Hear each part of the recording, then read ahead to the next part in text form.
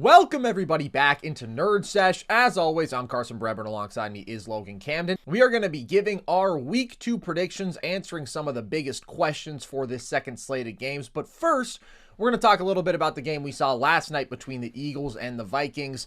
Philly ends up coming with a win, and they were in control for the vast majority of this game, but still maybe a bit of an underwhelming performance for the second straight week for a team that you and I both had going to the Super Bowl, Logan. I had them winning the Super Bowl. So how do you feel about Philly after 2 weeks? Are you at all worried about what you've seen? I definitely am concerned, Carson, and I just don't know if this Eagles offense has the same punch without offensive coordinator Shane Steichen. And what I mean by that is, I think this running game and I think this offensive line is going to be consistently dominant. I don't know if you saw this stat.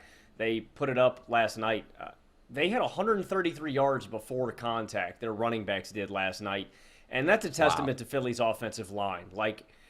Philadelphia's offensive line is one of the best I've ever seen. I mean, they have trench dogs, and that is a strength that Philadelphia is going to have throughout this season, I think offensively and defensively. They are one of the most trench-strong teams in NFL history. I don't think that's an overstatement. Like what we've seen these past 2 seasons, they really are.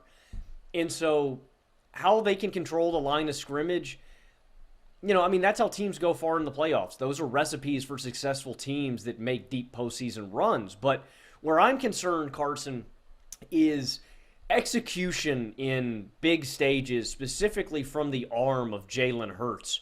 I looked back through their first 2 games this season, Carson, and outside of the 3rd and 4 we saw on Thursday Night Football where Hurts threw a 64-yard touchdown to Devontae Smith, on third downs, they've attempted 11 passes on 13. They've tried to attempt 13 passes. They've actually attempted 11. Hurts has converted 2 of 11 third downs with his arm. He's 6 of 8 for 34 yards with 1 interception and 2 sacks. So basically what I'm saying is, they haven't been great on third down through the air just yet. Just schematically, passes have not been there. Guys have not been open. Hurts has missed guys. They just haven't executed. And then in the red zone, they settle for 4 field goals in week 1. They drive all the way down there in the red zone, but they settle because they can't execute down there. That's my primary concern, is Jalen Hurts' arm and executing in third down and red zone spots through the air. I don't have any issues with this offensive line. I don't have any issues with this running game. I don't have any issues with the weapons. It's simply drawing up plays for third downs and red zone trips and, executing on them. I felt there were a lot of plays last night, Carson, where Jalen Hurts dropped back to make a pass on a big down like that, and he kind of just stood flat-footed in the pocket and nobody got open. That's my primary concern with Philadelphia. There comes a point where you're just going to have to make those plays. You're going to have to execute. You need to finish drives to win games. You need to get third downs to extend drives through the air. And through 2 games, Philadelphia has not shown us that they can reliably and consistently do that. So from what tape we've seen, that is my primary and chief concern with this Eagles team. I think that you have to look at the passing attack. And it's been a strange overall offensive approach through 2 games. And they were so overwhelmingly run heavy in this game. They put the ball on the ground 48 times, and they only throw it 23, which is just an insane ratio to see in the year 2023. And I think particularly of the last drive of the first half, where they get the ball back with whatever it is, 27 seconds left, and they're deep in their own territory. Not only do they come out running, which is a conservative approach to that situation, they have a couple big runs consecutively. All of a sudden now they're into the mode of, hey, we might actually get a field goal out of this. And the last play of the half before they kick a field goal, 3rd and 6 from the 49 with 7 seconds left, you have to think that that is a passing situation. But instead they run, and it actually worked, in the sense that it got them to then convert a 61-yard field goal, but that just felt very strange to me. That feels like a spot that any team with an elite quarterback who they trust, you just put the ball in his hands.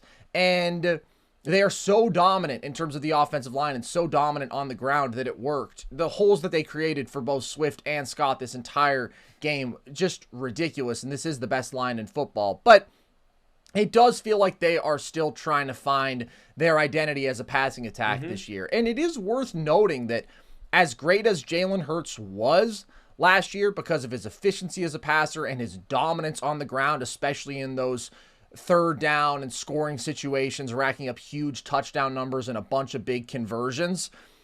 It wasn't a lot of games where they leaned on him through the air. Like, even if you look at their first 2 playoff games, he attempts 25 or fewer passes. He throws for like 135 yards per game through those first 2. Now, that's because they were absolutely dominating, but I do feel like there is an element of, hey, our passing game isn't totally humming. Why don't we just run the ball for 250 plus yards against the Vikings? Because we know that we can against that trash-ass defense. So I still thought there were a couple nice moments.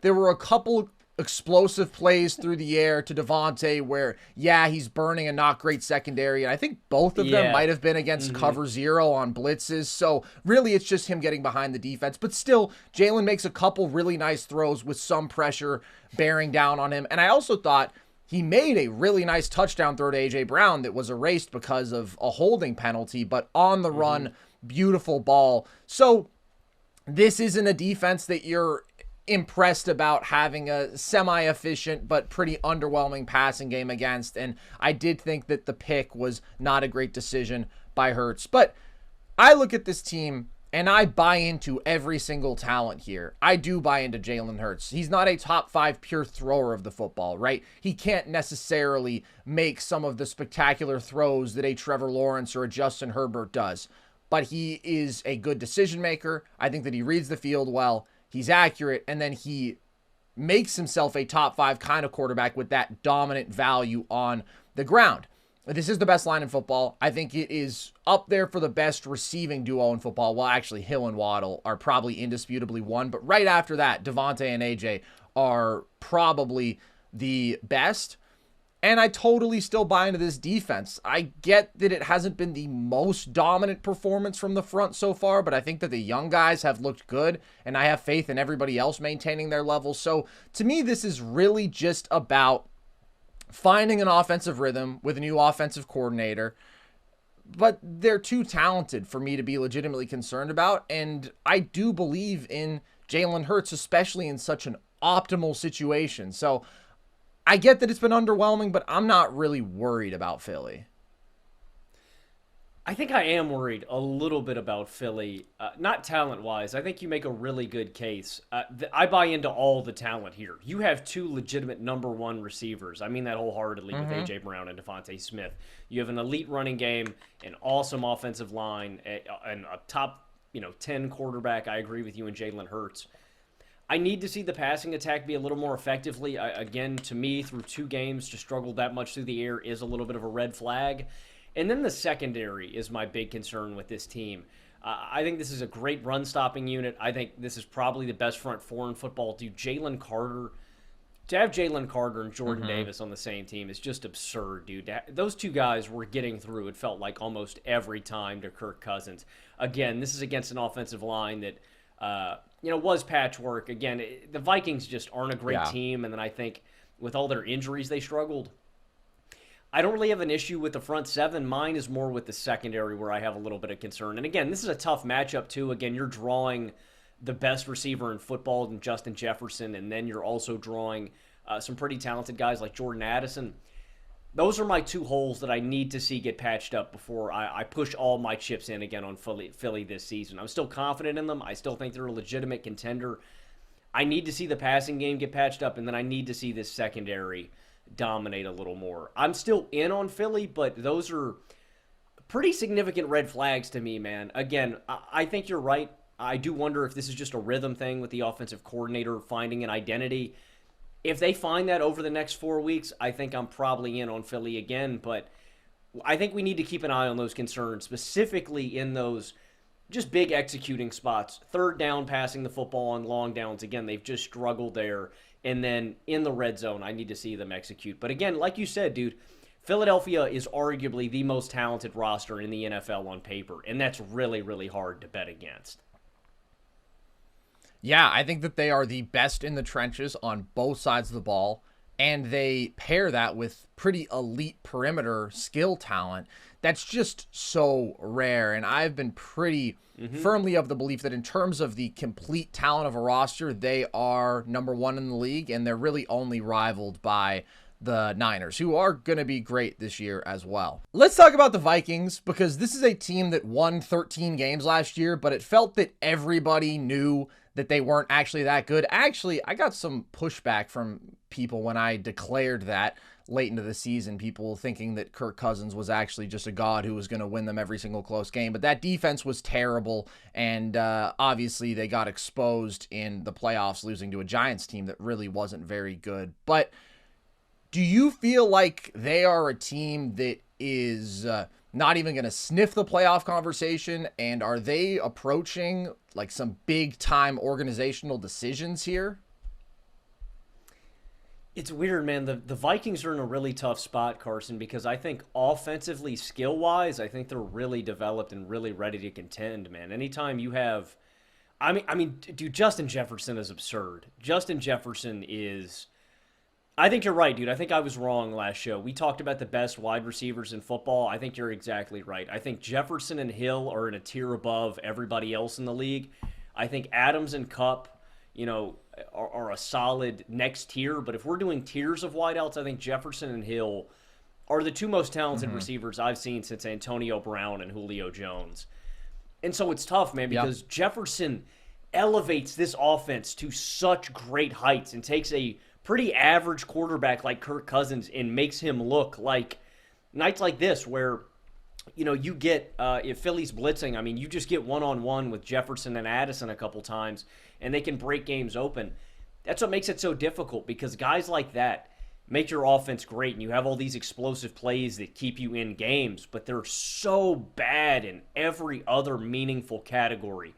Their offensive line, they were down Darisaw in this game, and they were down Bradbury. Darisaw with an ankle injury, Bradbury with a back injury in this game. Man, dude, it was Josh Sweat coming off the edge. I don't know if you saw that play where tackle Oli Udoh goes down with that injury. Dude, Josh Sweat crushes that guy. I mean, crushes Udoh into the dirt. So now they're down 3 offensive linemen. The offensive line wasn't great to begin with. That's patchwork against any above-average pass rusher getting home. And then the defense just completely sucks, dude. I want to give Brian Flores a lot of credit, dude, for continuing to stay aggressive in this game and send home blitzes. I don't think that's the right idea. I mean, you see a Caleb Evans get cooked on like 2 or 3 plays. On that go route to Devontae Smith, he gets cooked. A.J. Brown has a touchdown where I think there's pass interference on Evans that they just don't call. The defense blows and the offensive line sucks, and that's not a recipe for winning games no matter how much skill position talent you have. So, yeah, man, I think the Vikings are in store for maybe even a worse season than I projected. I picked this team to go 7-10. With how bad this team is in every other area except skill talent, I think they could be a 6-5 win team, man. And that's just the reality of the situation with how bad this defense is. I love Brian Flores as a defensive coordinator, but he cannot make up for the talent deficit that the Vikings are at. So, yeah, man, it's just tough, dude, because when you have these explosive playmakers, you want to be a contending team because you're going to have these plays that fire your fan base up, that keep you in games. I just don't think the roster is at contending caliber. Where do you come down? Do you think they're going to be worse than you expected? Do you think they're one of the worst teams in the league? Where do you think the season is heading for Minnesota?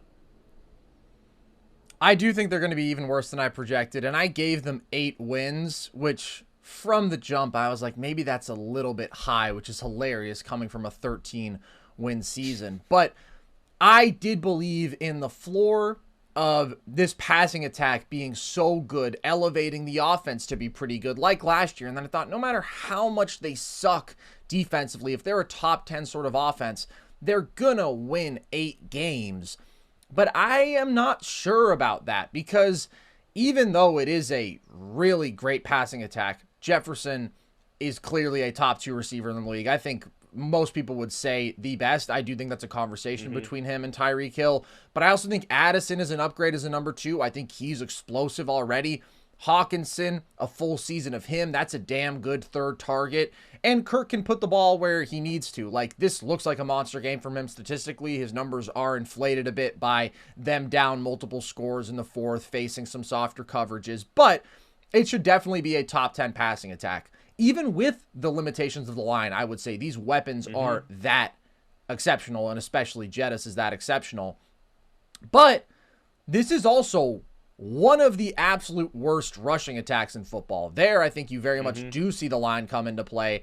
And the Vikings struggled to run the ball last year. They were 27th in yards and 26th in yards per attempt. This year, they have 69 rushing yards through 2 games on 2.7 yards per attempt, man. Like, it is abysmal at this point. But then also, it is going to be one of the worst defenses in football. It was last year. They were terrible against both the pass and the run, and they got a little bit of variance go their way in terms of takeaways, but it was really by every metric one of the worst defenses in the league. And yeah, you can't really be that aggressive when your guys aren't going to get home and your DBs can't cover. Like, they are just screwed on that side of the ball every game. This one, of course, turnovers also kill them. They have 4 fumbles, which is an outlier thing. But the Vikings, no matter how good their passing attack is, they as a team just can't be good. But that's why I think people always talk about Kirk being, you call him the equator. And at some point, you got to go above and beyond, and you got to get the elevator, the guy who can go out there and create at a really high level and approach that top 5 quarterback level and go out there and win you a couple big games with his arms in a Super Bowl type run. And no, I don't think that Kirk is that guy. I don't think that he's elite. I do think that he's slightly above average. He's probably around the 12th best quarterback in football. But the reality is that he's just not the problem here, man. The problem is that this is one of the worst defenses in football, one of the worst running games in football, and a well below average offensive line. So I wouldn't be looking at Kirk at this point. And I understand that he's 35, so maybe you do want to move on from him. But until they completely overhaul this defense, that doesn't even matter. Well, that's what I was going to say is it's not Kirk Cousins' fault this year. This year, Kirk is one of the bright spots on the Vikings teams. In years previous, I will say, I think Kirk could be a limiting factor in terms of how effective he could be with other units around him. But this year, I mean, damn, dude, Kirk's probably one of the Vikings' best players. Like, this roster... Yeah. This roster sucks. Like, I don't know, man. There's no way really to dress it up. I think the Vikings roster just isn't that good. Yeah, and you can look at maybe the 2019 season when the Vikings had an elite defense and Kirk played a bad playoff game and say he was limiting them at that point. But ever since then, the defense has fallen off a cliff, and he has been the thing, along with really good weapons, keeping them afloat. So I'm not some big Kirk believer. I just think people sort of reflexively look at the quarterback and say that's what has to change, when really he's a huge reason that they won 13 games last year, which they never should have done. And he will be a huge reason that they win even 6 or 7 games this year if they can do that. So it's about the defense, but the Vikings are not good, and I think that they are pretty clearly going to be 3rd or 4th in the NFC North, and I wish that I had been a bit bolder with that in the preseason, because like the Packers clearly just have a better roster, and yet I was like, I view them in the same tier, and I don't feel that way right now. Okay, let's look ahead to the rest of week 2, Logan. We're going to do the same thing as last week, where we ask 5 big questions for the week. Let's start with this. Who has the most to prove in week 2? I've got 5 teams that I've written down for week 2 that I think have a lot to prove. The team that I think that has the most to prove after week 1 is the Denver Broncos. And the reason I say that is, I mean, so many people were expecting this drastic, turnaround from last season, with the installation of Sean Payton. You end the season on a bit of a high note, right? Your offense just can't break through the glass ceiling. And I know for Broncos fans, week 1 was arduous. Broncos fans hate the number 16. When they score 16 points, they lose. Well, first of all, normally because when you score 16 points, that's not a lot, right? So when you don't score a lot of points, normally that's not very good. And normally you lose football games when you don't score a lot of points. I've heard the objective is to score more than your opponent. That's just what I've heard. The Broncos weren't that good last year. So I know, dude. Terrific analysis. The Broncos just couldn't get it done once more, and it looked like a lot of the same issues and the same struggles that they had last season. The offensive line didn't look that good. Russell Wilson didn't look that good. Sean Payton didn't look like he's, completely overhauling this team. If you want to prove to me that you are a legitimate contender, that you are a different team than last year, then damn it, show it to me. You lost to the freaking Raiders. The Raiders suck. The Raiders stink.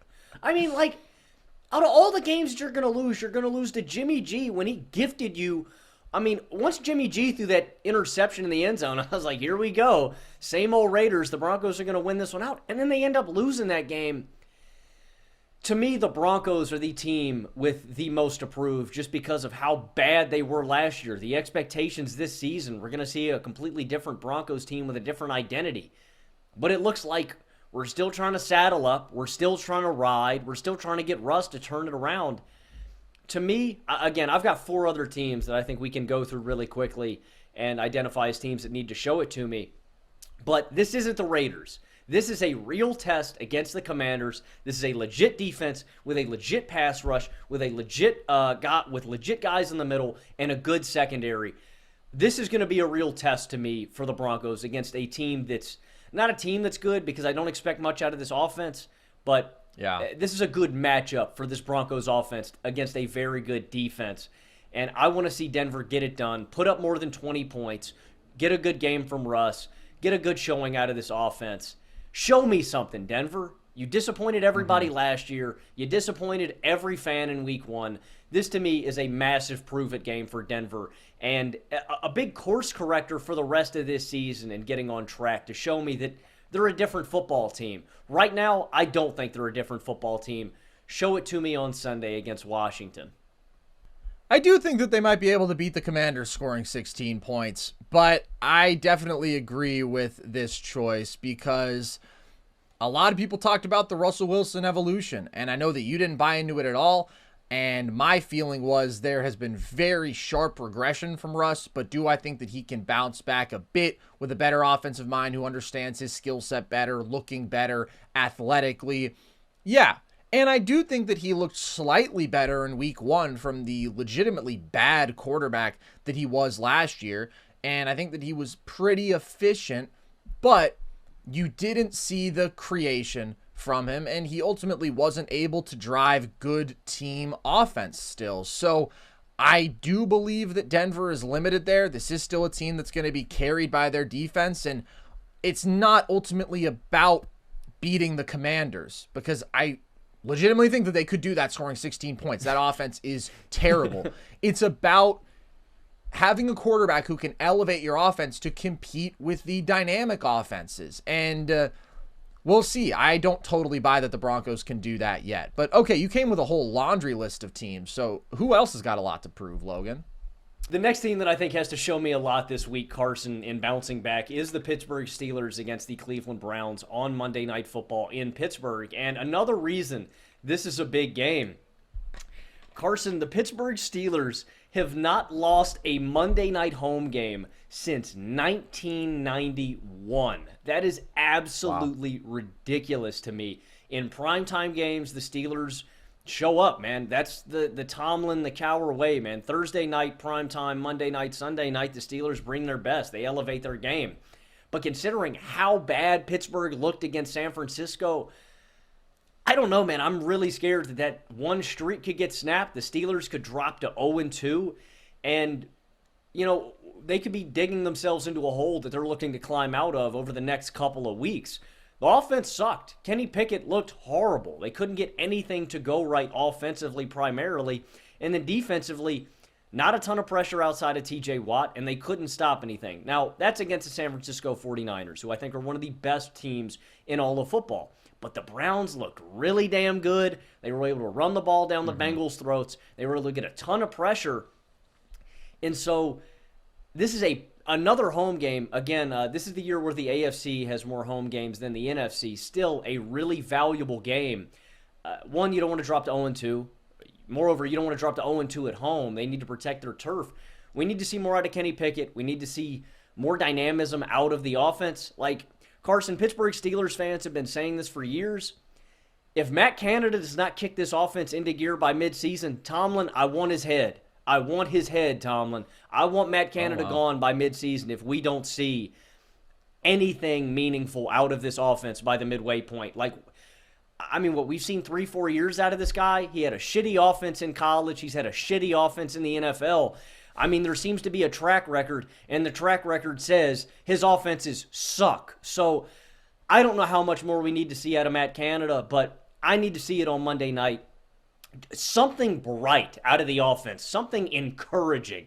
I'm not even asking for 300 yards. Give me something to be confident about moving forward in this offense primarily. The Steelers looked horrible. I'm not even asking for a win, man. I'm asking to be competitive. They looked bad. I want to see something encouraging against the Browns on Monday night. Did you like Todd Haley? Because the entire time I've known you, you've pretty much complained about Steelers offensive coordinators. Randy Fichtner really didn't have a much better reputation, in your opinion. Oh my God, dude! I could do a 2-hour-long podcast on all of these guys. So the issue with Todd Haley, Carson, was that on third downs, third and longs, he'd call a screen pass. The issue with Canada on third and longs, he likes to run halfback dives. At the time, I hated Todd Haley. I thought he was a bum that didn't use our weapons well because we had so much overwhelming talent. A.B., Le'Veon, all these great guys. The second Todd Haley left, me and my dad were crying to have him back. Randy Fichtner and Matt Canada are such a step below Todd Haley. Like, I thought Todd Haley sucked. Fichtner and Matt Canada have been nightmares compared to Haley. Todd, I don't know what you're doing right now, my man. If you see this, we will take you back right now. You have got a job in Pittsburgh, bro. I'm offering it to you. I'm not in a position to make offer. I would gladly take Todd Haley back tomorrow. So just so the Steelers front office is aware, Logan wants Matt Canada's head on a spike, and he is offering Todd Haley the offensive coordinator position. I think that it's really about Kenny this week because the offense overall is certainly concerning, but I think most people expected it to be underwhelming. Solid weapons, mediocre line. Really, the important question is this the quarterback of the future? And I thought it was a very concerning performance in week one. We talked about it. Thought that he held on to the ball for too long. Thought he made some very, very dangerous decisions with the football. Legitimately could have had like 4 picks in this game. He ended up with a couple, but there were a couple more that were in DB's hands. And really did very little in terms of creation, which he doesn't have a ton of, but he does have some of that ability to extend plays with solid mobility. So this is going to be another challenge because this is a dominant pass rush. They just ate up the Bengals O-line, and Burrow struggled for multiple reasons, but they certainly didn't make it easy on him in one of the worst games of his career. So this is a big prove-it spot for Kenny, no doubt. I am not optimistic. I think that the Browns are a lot better than the Steelers. I think they're a much more talented all-around football team, considering that they have a really good defensive foundation and much better offensive personnel. So I would expect an 0-2 start, but you hope that Kenny gives you something that you like and that you can build on for the rest of the year. For sure. And the final thing I just want to emphasize about this game, too, is this is not going to be an easy test for the Steelers offense either. Like, the corners played great against Cincinnati. They were pressing all of their wideouts. They made life hell on them. The pass rush got home. The middle looked good. Like, this is a real test for the Steelers offense, and they're going to have to outperform expectations. Another team that I think really needs to prove it to me in week 2, Carson, is the Los Angeles Chargers against the Tennessee Titans. And I think this is a tough draw because, you know, this is a Chargers team that got marched on all of last year. Any team was able to run the ball down their throats, and they're going up against Derrick Henry. Now, I'm not in love with the Titans' offensive line, but I mean, there's been nobody over the past couple seasons that has been able to dominate on the ground quite like Henry outside of Nick Chubb. So I know Ryan Tannehill looked really poor. He throws 3 picks against the Saints, basically cost them the game. But I thought LA was a lock against Miami. I thought they were not going to run them out of the building, but I thought they'd be able to take more advantage of them. Tennessee's not good. Tennessee stinks, but Tennessee can still run the ball really well, which is, again, the biggest concern for the LA defense. So they need to prove it to me by, I want to see another 30-point, 25-plus point outing from the offense, and I want them to show me they can stop the run and slow down this offensive attack. To me, this is just a real contender playing against a phony contender. I know some people pick the Titans to win the AFC South. I don't buy in. I don't buy into Ryan Tannehill. I don't buy into this secondary. I don't buy into this offensive line. I think the Titans are fraudulent. So this is basically good team versus bad team, real contender versus pretender. I need the Chargers to prove to me that they are a legitimate contender by not only beating Tennessee, I think they should beat the brakes off of Tennessee. But again, I do like some favorable matchups for Tennessee, and that is Derrick Henry on the ground against a team that has consistently been ran over. So I want the Chargers to beat Tennessee convincingly. Will it happen? I don't know. That's why Los Angeles needs to prove it to me. I'm worried about the Chargers defense. And again, people look at the quarterback, and everything last week for some was about Tua versus Herbert. But I do think that Herbert is poised to have a great season. This is his best line. This is his best set of weapons. I like them having a new offensive coordinator, more aggressive pushing the ball downfield than Kellen Moore. But what I'm not convinced is really that much better is that the Chargers defense was horrible last year. 30th in yards per play allowed. And yes, they had some health concerns, but I thought they were awful in coverage against the Dolphins, getting burnt over the middle of the field over and over again, both their DBs and their linebackers. And as you said, what is more pertinent to this matchup, this has consistently been the worst run defense in football since Brandon Staley took over. Play with a lot of light boxes and also just have smaller linebackers who aren't necessarily great at stopping the run. You combine that with the fact that this pass rush where you have a couple of dynamic talents with Mack and Bosa really didn't get home, didn't do much against that Dolphins O-line in week 1. There's not a lot to be optimistic about with this defense right now. So if you don't beat the Titans, you're in trouble because you got to go out there and win games like this. And that has been something that has separated the Chargers from the league's elite in recent years, is their defense has been so flagrantly bad that they're not just guaranteed to beat average teams because they're liable to have an awful game on that side of the ball anytime out. Week 1, the offense was great, but they let up 36 points. It's really hard to win games like that. So this is definitely a big spot for them. But to me, it's overwhelmingly about, can this defense even be competent? And frankly, I think the Titans offense is going to be one of the worst in football, but it is a bad matchup for the Chargers because of how run heavy they are. And that's another aspect of this too, Carson, is this is not a good Titans offense, but with how bad the Chargers were in coverage last week, again, that's a hellish matchup to draw for anybody. Hill and Waddle on crossing routes all games is nightmare fuel for defenses, but this is not a team that is going to be great at covering over the middle. I think Eric Kendricks is legitimately washed. I think the middle of this field is something that's going to be able to be attacked all season long by the running game. Again, the interior sucks, but also by little stuff over the middle. And that's what really scares me too, is they're just soft in the middle of the field. And Ryan Tannehill's not a good quarterback, but DeAndre Hopkins, Treylon Burks over the middle, I can see them having a big game too. So I think this is a massive prove-it game for the Chargers. The final team that I think needs to prove themselves as a contender and, again, just beat the brakes off of another team is the New York Giants, and I expect them to handle the Cardinals because of how bad they are, but I don't want a touchdown win. I want to see the Giants win convincingly. I'm talking by 2 TDs, by 3 TDs. The Giants got embarrassed last week. Again, that's a tough game. I always reference this movie. It's one of my favorite football movies ever, The Replacements. Shane Falco in the championship game, man, in the Sugar Bowl. Quicksand. You get down early, you start digging yourself that hole, you keep fighting harder, and you just keep sinking. That's what it felt like for the Giants last week. You get that blocked field goal at the start of the game, you start climbing, you start scratching back, trying to get that next TD to get yourself back in the game, and it just compounds itself. Saquon Barkley fumbles, you get scored on again.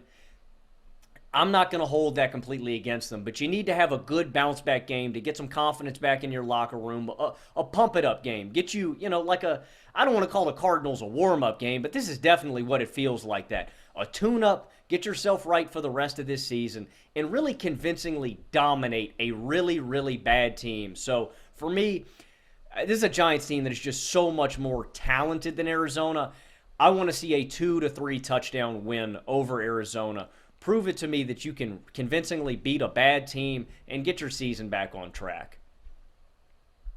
Yeah, and talent wasn't really the name of the game for the Giants last year. It was more great coaching and some tight wins. But I did feel like they improved their roster this offseason. And again, I think that this is a big spot to look at the quarterback. Can Daniel Jones actually lead a competent passing attack here in year 2 under Dable with Darren Waller now, with a full season of Isaiah Hodgins, who improved as last year went along? And it was a really rough outing for him in week 1. Like, they had the solid drive to start, but that was predicated on running the football, and then it was just a disaster. A couple of turnovers, really very little production through the air. So not a ton that you can prove against the Cardinals, because I think the Cardinals, I know that they almost won week 1, but that was due to some takeaways and the Commanders' offense being very limited.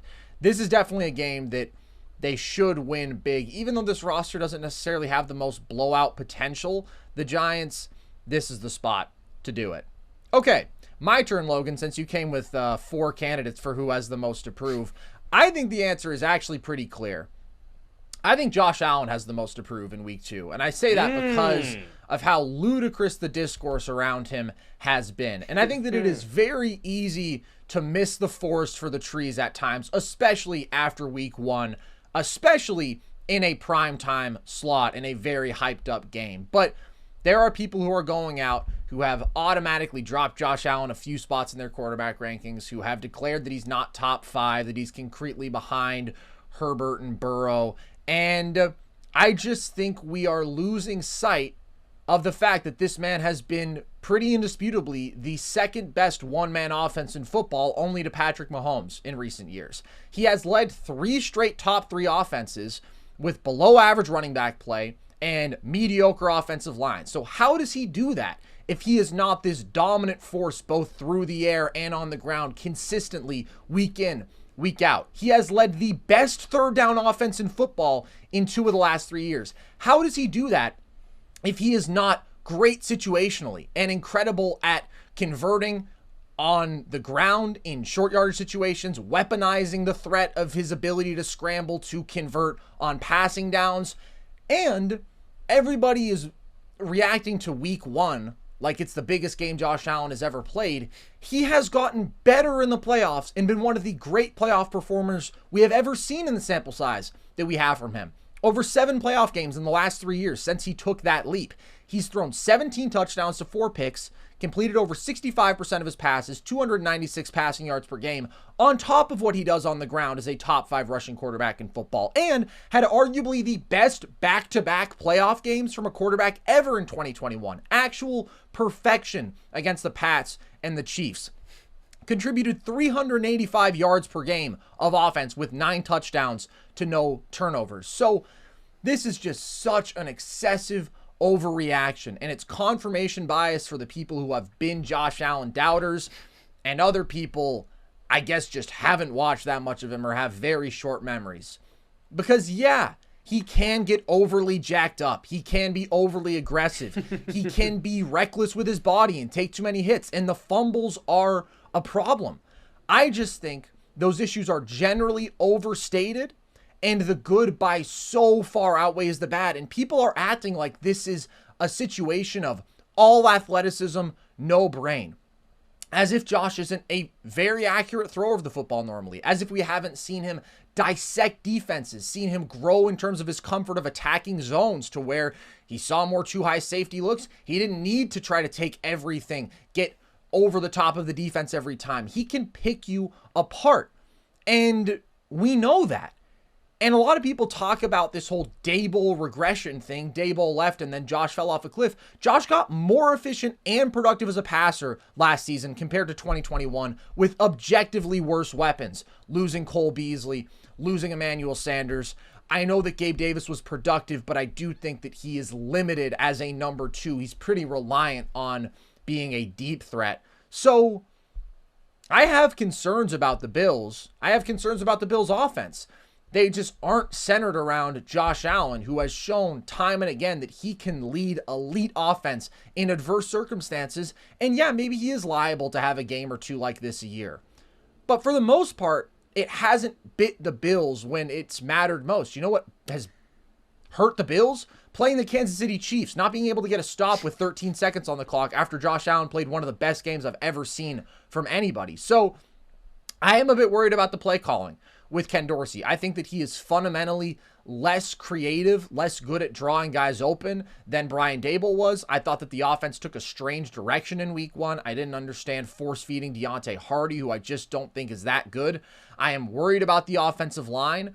I think that is a below-average unit, and I am a bit worried about the weapons. I said throughout the offseason that I felt like they were improved versus last year with the addition of Dalton Kincaid, which I do think is true, but I also think that I had sort of forgotten how steep the drop-off really was from like 2020 when you had a core of Diggs, Beasley, who was an elite slot receiver at that point, John Brown, a very good deep threat, into then the Diggs, Beasley, Emmanuel Sanders trio. Emmanuel Sanders was a damn good number 3 receiver. Now it goes Diggs, and then it's a pretty far drop-off to Gabe Davis, and then it's a pretty far drop-off to the Dawson Knox, Dalton Kincaids of the world. So I do think that the weapons have regressed versus those first couple years that Josh had broken out and was an absolute superstar.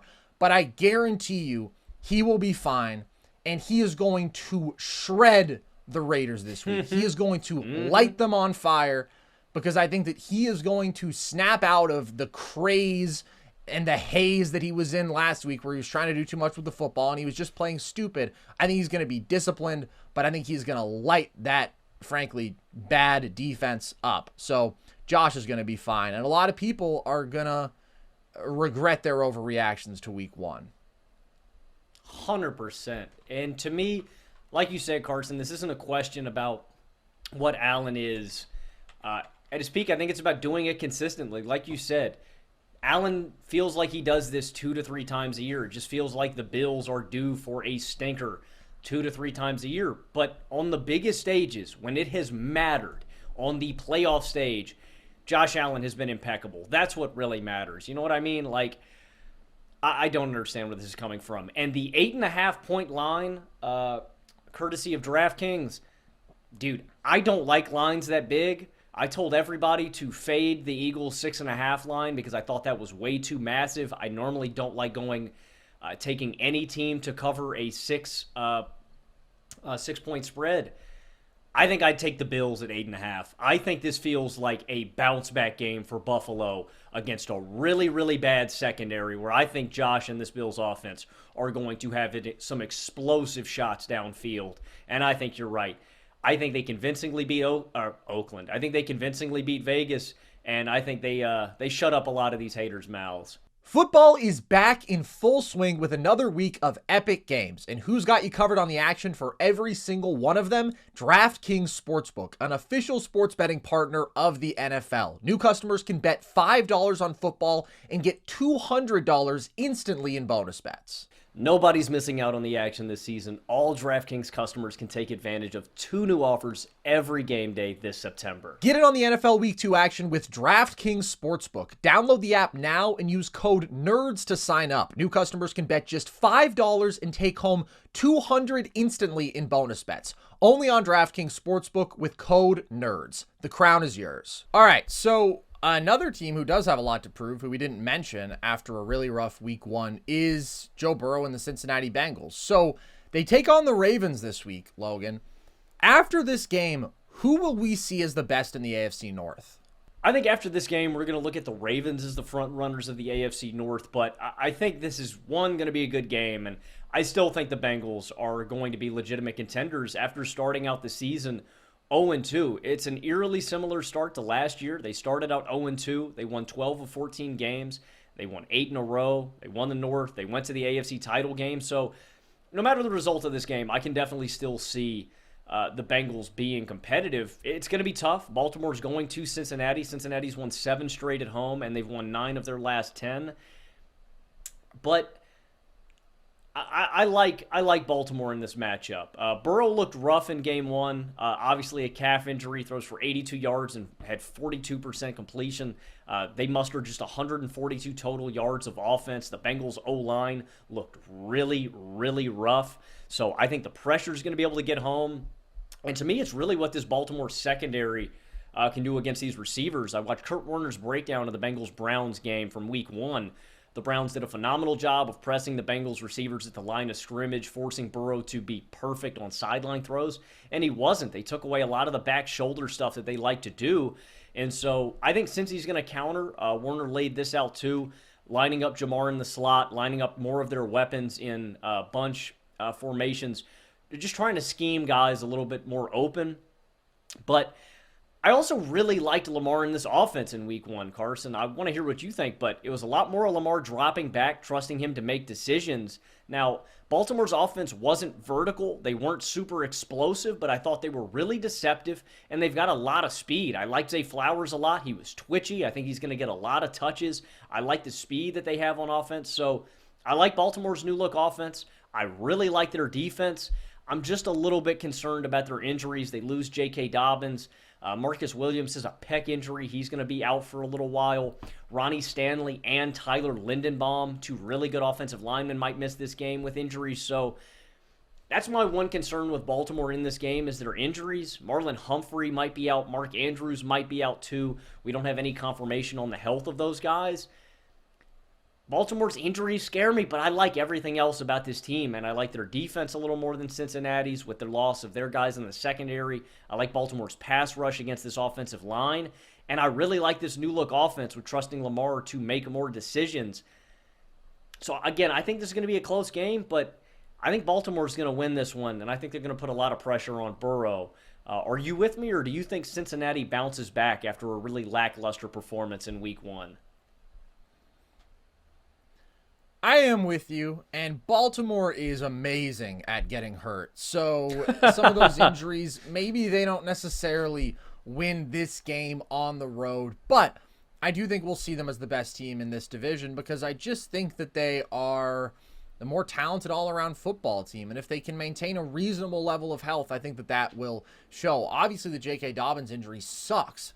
I mean, that guy has been, to me, a top 10 sort of running back when healthy, legitimately so incredibly efficient, clearly the best guy behind this line that they've had in the Lamar years, better than Mark Ingram. Like when he's been healthy, the dude's been awesome, but this is a career jeopardizing sort of injury to have another major season ending injury like this. But at the end of the day, with or without JK, when Lamar has played, this has been the best rushing attack in football. And good old Gus Edwards is back for year 14, it feels like, in Baltimore, where he just sort of steps up and ends up getting a decent volume of touches. But I thought the Ravens really dominated the Texans as that game went along, and they didn't play great, especially offensively. I didn't think that Lamar was great in that game. I thought the pass protection was pretty subpar. Houston was actually able to generate some pressure, and they didn't have Mark Andrews, so the weapons were a bit limited. But I do agree with you on Zay Flowers. I thought he looked great, and a vast majority of his role was just, okay, Zay, go make something happen. Go make people miss in space. Like, he had 3 screens or very short passes completed to him where he was able to get big gains out of it. He is just crazy, twitchy, and deceptive in space. And he also had a couple of those blown up, but it was a pretty darn good net outcome overall for just giving him the ball at or behind the line of scrimmage and having him go to work. And then he also ran a couple really nice routes downfield for more explosive plays, got used on a few end arounds, so I think he's going to be super productive. Maybe they relied on him a bit more because of the absence of Andrews and even using him a bit in the run game with the injury to Dobbins, but I do agree. I like the creativity, the deception in this Ravens offense. I loved Zay Flowers. And I also think that OBJ looked good. I think he's got his speed, which is the biggest thing after an injury like that at his age. I thought he did a good job tracking the ball on his 2 catches. So I think these are the best weapons Lamar has played. I do like their offensive identity. I just didn't think Lamar had a great game. But their pass rush dominated. 5 sacks. Their DBs were disruptive in the pass game. They shut down the Houston run game. And that's the thing. When Lamar plays, this offense has been elite. I think this is his best situation. But this defense, to me, is in the conversation for being the best in football. And so I look at the Bengals, and of course, I'm not freaking out because they had one really bad game. But I do think they have more weaknesses as a football team. I am more worried about their line, which got eaten alive in week 1. I really think their run game is pretty bad. It was last year. They were 29th in terms of yards and yards per attempt on the ground. I think that Mixon has regressed. And I don't think that their defense is as talented as this Baltimore group that is loaded in pretty much every unit. So I do think they have the personnel, Baltimore does, to pressure Burrow and to cover their weapons with an offense that I think it's really hard for anybody to contain when Lamar is out there and when they have these sort of weapons if Mark Andrews plays. So I had Baltimore as my 1 seed in the AFC. I think that they are stacked when they are healthy, and I think that they're in for a great season. I still think that Cincy is going to be a contender. I just don't think they're as talented of an all-around football team, and I think the gap between Burrow and Lamar in terms of leading an offense in the regular season really isn't that big. It's certainly not as big as some people make it out to be. Lamar has been an automatic top 5 offense when he's healthy and plays. Okay, another team that's got to bounce back, Logan. The Kansas City Chiefs obviously lost the first game of the season. Now they've got a tough one against the Jags. Will they fall to 0-2 after this week? Let me reiterate, as I always say when we bring up the Kansas City Chiefs, I will never pick against Patrick Mahomes. I have learned my lesson. I've done it too many times, and that man has burned me. This game does mean a lot to Jacksonville, though, for a lot of reasons. One, they lose twice last season in Week 10 and in the divisional round. The Jags were obscenely close to beating Kansas City. They lose that by 1 score. They let Chad Henne march down there and get a touchdown in that game. Mahomes is a little banged up. So that was a very winnable game for Jacksonville, and I know that they feel like they were on the cusp. So this is certainly a revenge game for them. Trevor Lawrence is 0-2 in his career against Patrick Mahomes. Former coach under Andy Reid, an Andy Reid disciple, if you must, Doug Peterson, is 0-3 against his former superior. And the Jaguars have not beaten the Kansas City Chiefs since 2009. That was a matchup between David Garrard and Matt Castle. So, the Jags are looking to bounce back. I just think that's interesting. I love my old QB matchups. I'm interested to see if Jacksonville can slow down this run. This front four looked really solid. They held Indianapolis to 25 rushing yards outside of Anthony Richardson. Not that that's a major factor, but Pacheco, I thought, looked really good against the Lions. I liked the push that Kansas City was able to get against Detroit, and I liked how Pacheco looked. So is Jacksonville going to be able to completely X them out? And how are the Chiefs' weapons going to look? As we mentioned earlier, 8 drops in that game, 3 hard ones by my guy Kadarius Toney. Single-handedly lost Kansas City that game. That's ultimately why, I would never pick against Patrick Mahomes, but with the guys they have coming back, I just think that the Chiefs, not that they roll in this one, I think Jacksonville's a really good team, and I think there's a lot of encouraging things to look at with this roster. I think it's going to be close, probably within a touchdown, but Chris Jones is coming back. Travis Kelce is coming back. They have Patrick Mahomes. I know it's in Duval County. I know that Jacksonville has a lot on the line in this game. It's a bit of a revenge game for them.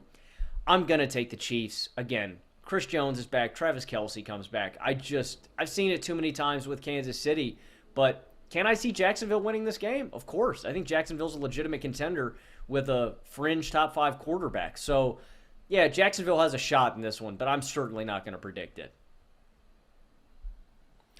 Well, I do want to be clear that we don't have an official status for Kelce, but it does seem like he's trending in the right direction. Andy Reid just said that as long as there's no setback, he will be out there. So he will probably play in this game, and that is a massive difference maker because the weapons looked so horrible in week 1.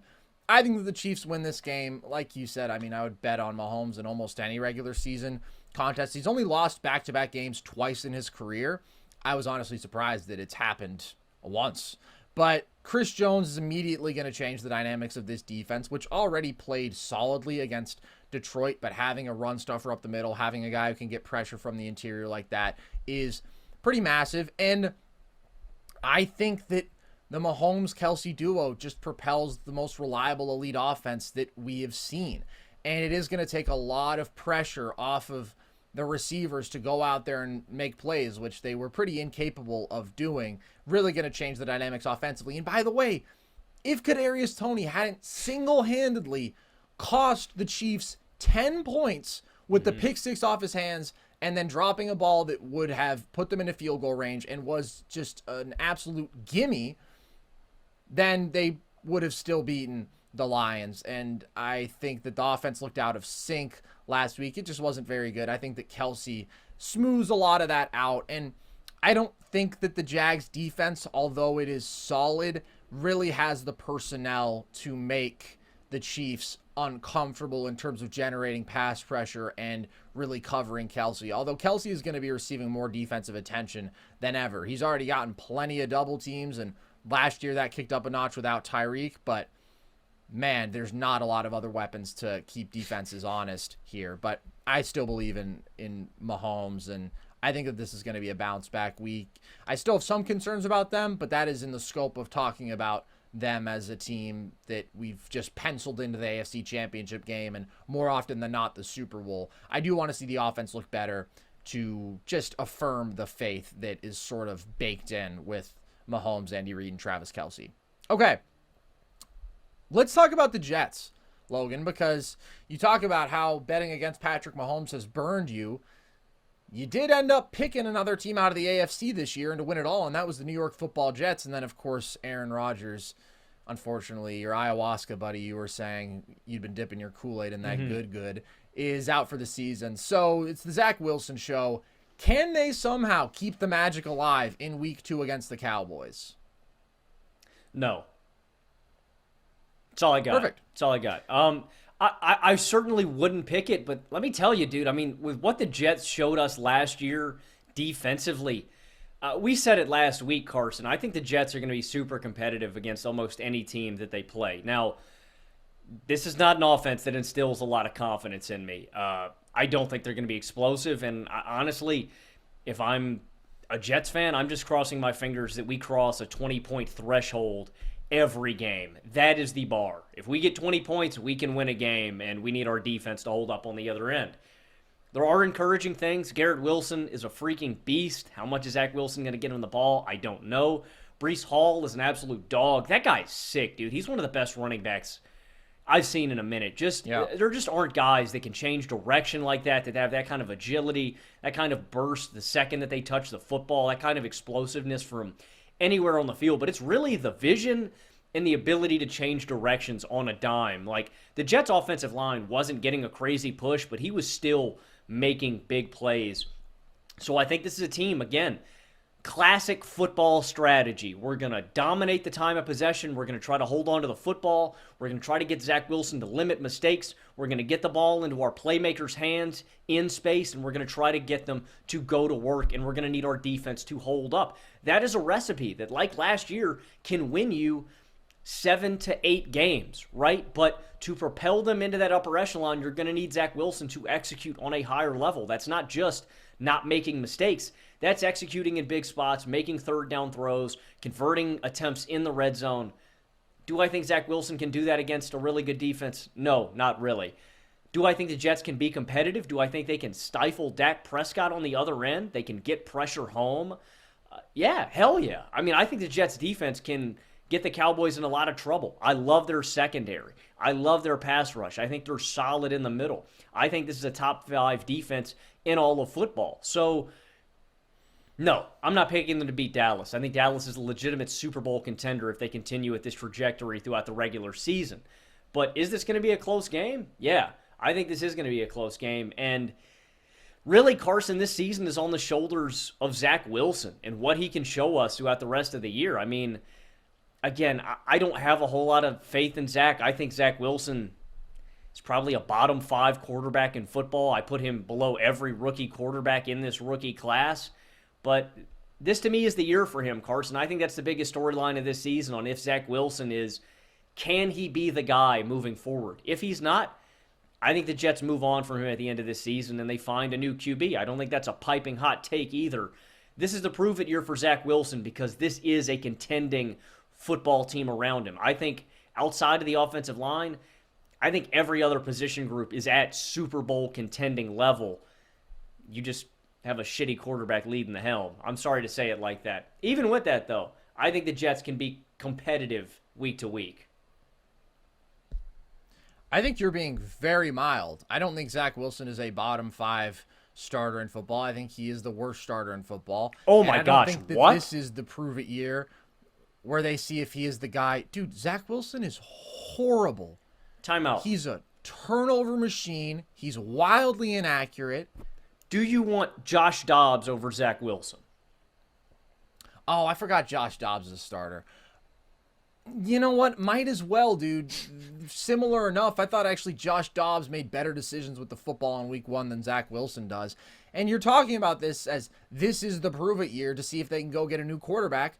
Logan, he already proved that he sucks last year. And they did get a new quarterback. That's why I'm saying. Then that guy tore his Achilles.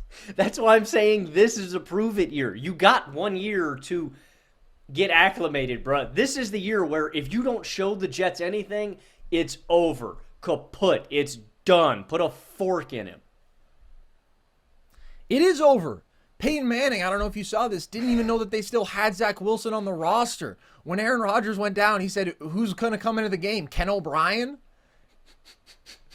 I think that he is just absolutely awful, and I think that this offense is going to struggle. As great as Brees is, this team isn't built to go out there and run the football between the tackles 35 times a game.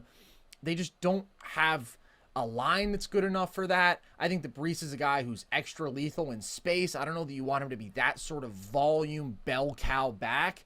I just think this offense is going to be terrible. Aaron Rodgers is going to be their saving grace. And I do think it's a top 5 defense. But we saw a top 5 defense last year, and they won 7 games, and they really struggled to actually beat good teams because their offense was so inept, especially as the season went along without Breece Hall. And it's good that they have Breece back, and I do think that that raises their floor, but it's still a very low ceiling offense. And I think the Cowboys are a Super Bowl contender. I think that their talent is unbelievable, and they're clearly, to me, one of the 5 most talented rosters in football. I think that pass rush is going to murder the Jets and Zach Wilson, and I also think that is a quarterback who is very liable to turn the ball over. This is a defense that has been the best at taking the ball away over the last couple years. So I would be pretty surprised if the Cowboys don't win this game. And I do think that it'll be relatively comfortable. Like, shout out to the Jets for playing a great defensive game in week 1 and for Breece being awesome on the ground. But it took a special teams touchdown. It took 4 Josh Allen turnovers. These things that just aren't replicable. All right, last big question for week 2, Logan. Something that we didn't actually touch on a lot after week 1. We focused more on the Steelers side of the Niners game, given how optimistic you were about Pittsburgh and how they got absolutely blown out. But Brock Purdy played another very efficient, clean football game. Have we underrated him? Me personally, no. I mean, I've bought into Purdy since last year. I think it all depends on where you rank Purdy as a QB. I wrote down every quarterback in the NFL, Carson. I want you to tell me where I should stop or if you think I should pump the brakes. Here's all the QBs I'm taking Purdy over. Dobbs, Wilson, Ritter, Howell, Pickett, Young, Stroud, Mac Jones, Daniel Jones, Tannehill, Jimmy G, Russell Wilson, Justin Fields, Baker Mayfield. And then I slot Purdy in, I believe, at my number 17 QB spot. So he's 1 spot below Geno, 2 spots below Deshaun, 3 spots below Kirk for me. I like Purdy a lot. And in terms of playing mistake-free football, I think that's something that Purdy can do a lot better than other guys. Now, granted, a lot of people are going to say, oh, well, Brock Purdy's in an optimal situation. Yes, he is. He has a rock-solid offensive line. He has great weapons in Christian McCaffrey, in Deebo Samuel, George Kittle, Brandon Ayuk. Yes, it is an ideal situation for a quarterback, but what I think is really underrated about Purdy is not how he can protect the football, but how great of a processor and how great of a feel for the game that he has. There are just some guys that have it and some guys don't. And where Purdy lacks, I think, in physical attributes, a big arm, really quick, really great improvisationally, I think he makes up for in feel for the game and decision making. Like Purdy is awesome in terms of reading the field and knowing where to go with the ball. And in my opinion, what he showcased in the Pittsburgh game of knowing when not to throw the ball. Like there are times when Purdy sees like he has a throw and he goes up and he stops it midway through the motion, immediately picks another guy. He's so good at reading the entirety of the field and knowing where to go with the ball. It's something that you can't take for granted. A guy that I'd point to on the other end of this scale is Mitch Trubisky. Watch Mitch Trubisky play a football game and watch how he reads one player, or Daniel Jones. Daniel Jones, I think, is another great example of this. Guys that will highlight their primary receiver that can make one read. If that read is there, they can make it. If it's not there, guess what? They're getting sacked. Purdy's not that kind of guy. I think Purdy has excellent situational awareness. I think he's got excellent field awareness. And I just think he has a feel for the game. There are quarterbacks that just don't have it. They don't have the awareness, the feel to cut it. Look, Brock Purdy's not an upper echelon quarterback. He's not top 10. He doesn't have overwhelming physical attributes, but he's got a great brain, and he's a great decision maker. And I'll take that 10 times out of 10, man. I'll take that as my starting QB any day of the week. Yeah, no doubt. And I think I basically exactly agree with where you had him placed in your quarterback rankings. Did you have him above Derek Carr? Did you mention Carr? Oh, I didn't even write Carr down. I would take Purdy over Derek Carr. Yeah, I would too. And I think that the difference maker there is, as you said, the decision making, the brain, the ability to read the field, the ability to trick defenses with his eyes at times. And I think he's certainly better than Jimmy G. That's a very apples to apples comparison. We saw both of these guys in this great offensive situation, and Purdy is just smarter with the football. He's less prone to mistakes. He does a better job of reading the field. I think that he is a bit more accurate. And I absolutely think that this team can win a Super Bowl with him. I also particularly love his timing. I think that that is something that's a reflection of his great feel for the position, his understanding of his weapons and of the offense. And, of course, I mean, he's got ridiculous weapons, right? Ayuk and Debo are both top 20 receivers. Kittle is a top 5 tight end. McCaffrey is a top 3 running back and particularly dynamic in the receiving game. And he's got a great offensive mind. So dudes are drawn open, and then those guys can make incredible plays in space. You think about the touchdown that McCaffrey had this past week, just ridiculous. But his ability to just be smart and accurate and not mess things up and read the field in a calm and composed way really might be all they need with this level of talent. I do certainly prefer guys who can be smart, who can make good decisions with the football, but then can also go above and beyond and create and make some of those more dynamic throws into tight windows and whatnot. But I also don't want to act as though Purdy can't make a bunch of throws. I think it's really just the above and beyond stuff. But I think that he can make most of the throws that you need. I do think that there's a duality to this, though. There are the people who are like, oh, well, Purdy just looks good because of the situation. And then there are those who maybe just look at the win and loss record or his efficiency as a passer and say this guy is going to be an all-time great. Because I've seen a good amount of people, honestly, putting those kind of expectations on him, which I do think is ludicrous. I think some people are sort of having this debate right now on the good processors, the good decision makers versus just the like Herculean physical talent, and are acting like there's just one or the other, when I think really what we see is that the elite physical talents, who we also consider elite quarterbacks, yeah, they go above and beyond, they extend plays, they create, they make throws that other people can't, but they also mostly make good decisions with the football. Obviously Patrick Mahomes, Trevor Lawrence, Justin Herbert. I do think that Josh Allen makes more mistakes than the others, but I also feel that that is overstated. So it's not like everybody's saying, oh, I just want my quarterback to have a big arm and to be able to run. Those things just give you a different ceiling. And Purdy doesn't have that sort of upside. But he's very solid all around. And I think is a guy who can help this team go far given how ludicrously talented the roster is. So I'm not all in on Purdy as some sort of top 10 quarterback. I don't think that he's shown us that yet, but he does his job, and he does it pretty well. All right. That's going to do it for us here today, guys. Getting ready for week 2. If you enjoyed this, then there's always more Nerd Sesh content out there. You can subscribe to the Volume YouTube page to get all of our shows with video. You can also listen to the podcast across audio platforms. You can follow us across social media, TikTok and Instagram at NerdSesh, Twitter at Nerd_Sesh. You can join our Discord. That is at the link tree across our social media bios. And you can check out our merch. I'm wearing the Nerd Sesh hoodie today. We've got the flags behind us. We've got hats. We've got shirts. You can check all of that out at thevolume.com. And you can check us out on Cameo. So all of that is in our link trees. And with that, as always, appreciate you guys. I've been Carson Breber. I have been Logan Camden. And this was Nerd Sesh.